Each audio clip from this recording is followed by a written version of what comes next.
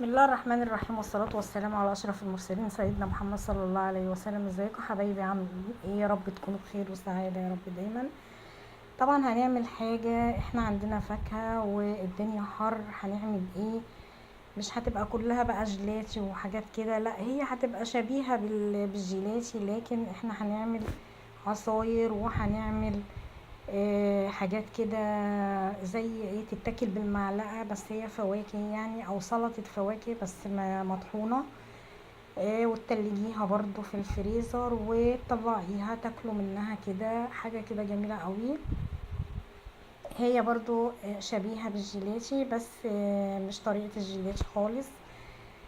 طبعا انا عندي مانجا وعندي كريم جانتيه وعندي جيلاتين، وطبعا عايزة الاول هعمل بقى العصير. هنعمل العصير الاول مانجا للشرب، ده عصير للشرب معروف يعني. هنحط طبعا السكر وهنحط ميه وهنقيمه وهنضربه في الخلاط، هيدينا العصير ده المشروب. ممكن اللي هو المشروب العادي اللي احنا بنعمله دايما في الصيف، نضرب الفواكه في الخلاط وبنشربها. طب احنا عايزين حاجة بقى ايه ترطب لنا، يعني حاجة ترطب لنا ترطب.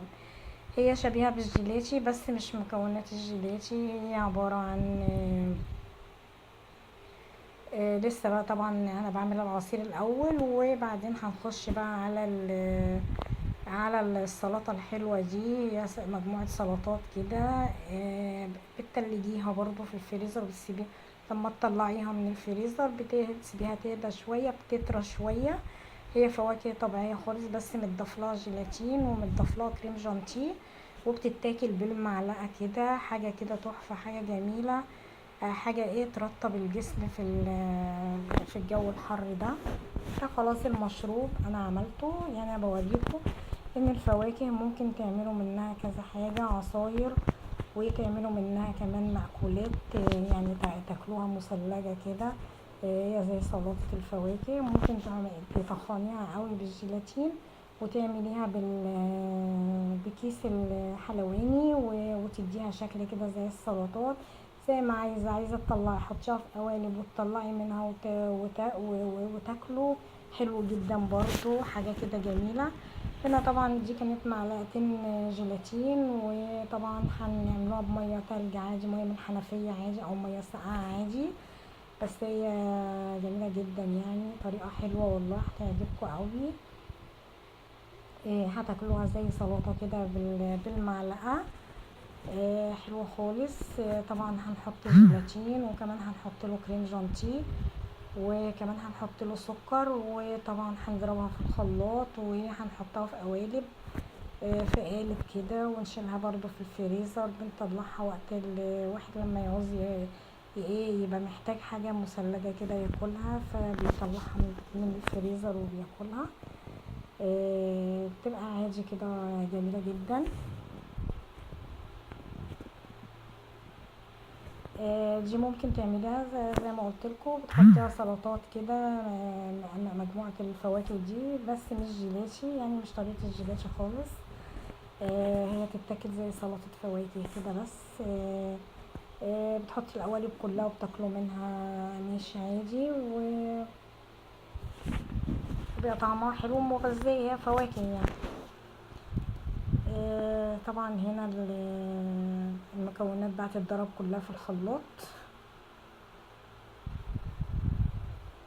وهتتصب في قالب من العلب يعني اللي هي بتاعت الثلاجة، وهتحطيها في الفريزر. دي بقى الكريم جانتيه، هتحطي كريم جانتيه عليها.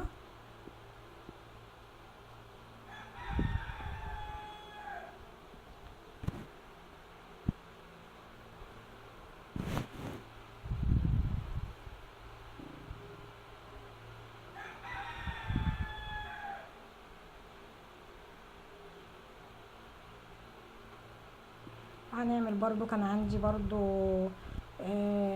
نص شهدية، برضو عملتها خرطتها وعملتها برضو بنفس الطريقة، وهنشوف هنعملها ازاي. وحطيت لها برضو نفس المكونات. وطبعا لو في لبن بتحطي كمان معاها، لو في زبادي حطي. كل ده حاجات مغذية. شايفين التخن والسمك؟ او انتوا هتاكلوها سلطة كده بالشكل ده زي ما تكون سلطة فواكه. يعني كذا طريقة للمثلجات. تعمليها بالفواكه حاجة كده جميلة. بتغطيها بقى وبنحطها في الفريزر لما تسقع. وهنا ده بقى الشهد كنت خرطته، وطبعا حطيت كريم جانتيه وحطيت حبة سكر برضو، وحطيت آه، الجيلاتين برضو، وهضربهم برضو في بعض وهحطهم في علبة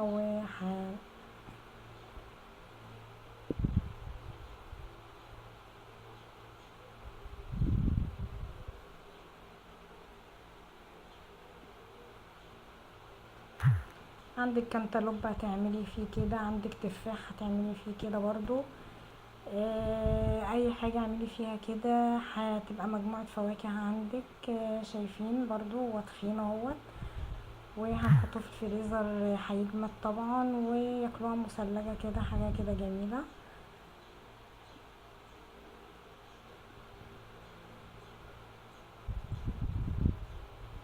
طريقة حلوة وهتعجبكم، مش هتنسوا تعملوها برضو. حاجة حلوة. انا كانت تلجت بقى الحاجة، وكان عندي كمان جناش شوكولاتة طلعته، وده بواقي برضو يعتبر زي الجيلاتي برضو، ممكن تاكليه معاها تبقى منوعة.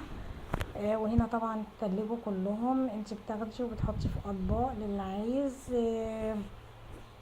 من المثلجات دي حاجة كده مثلجة ومغذية، في حاجات مغذية وحاجة جميلة قوي. ولو عجبتكم طريقتي متنسونيش بقى باللايك والشير والاشتراك في القناة ويوصلكم كل جديد. السلام عليكم.